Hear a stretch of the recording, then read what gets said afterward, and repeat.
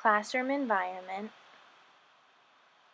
student-teacher relationships, and social interactions are some of the many common aspects of any classroom to consider as an educator. The performing arts are more than a spectacle and physical activity. They are an opportunity to expand a student's learning and develop necessary skills for academia and future endeavors. The use of planning, routines, short-term and long-term goals are essential to an effective classroom, especially when having a deadline approaching. By posting a schedule that includes upcoming events, daily routines, specific goals, and objectives for the students, they become aware of the expectations for the rest of the term.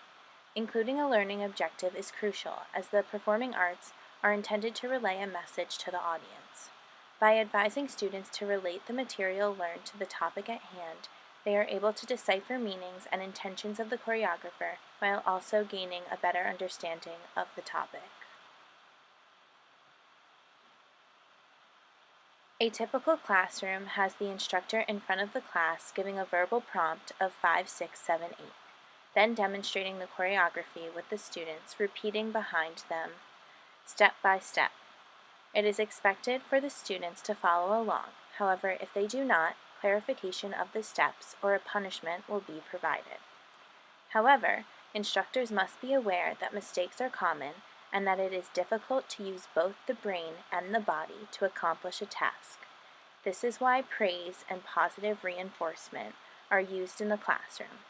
For example, if a child stops because they do not remember the steps, the instructor will encourage them to keep moving and pick up where they left off, rather than singling them out for a mistake.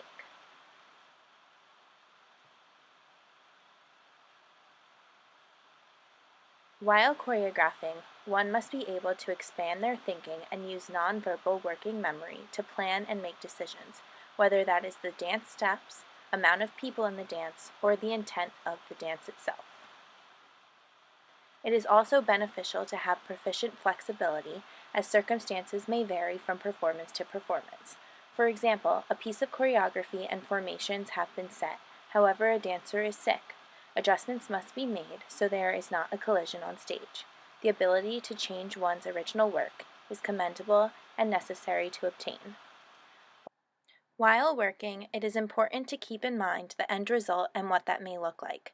The performing arts are centered around creativity, however, the use of logical thinking and having the drive to accomplish a goal facilitate the process.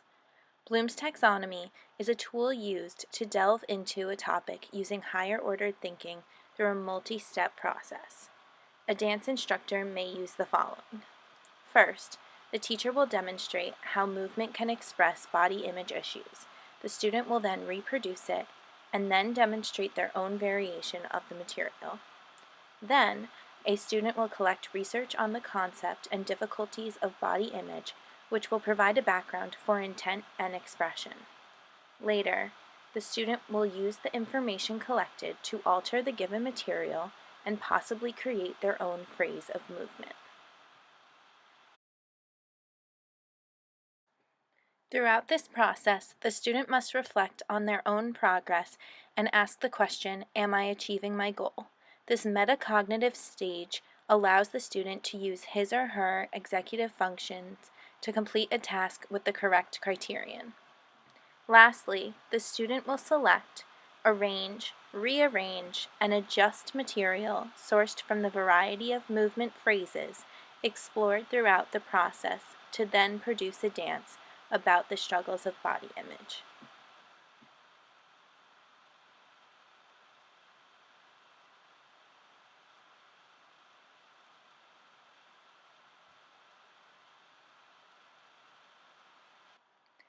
My goals for this summative assessment were to show that the performing arts are more than a physical activity for fun, to prove that higher order thinking is used while creating choreography or learning it, to promote critical thinking throughout all subjects within a school system, and to apply what I have learned in educational psychology to my passion of dance.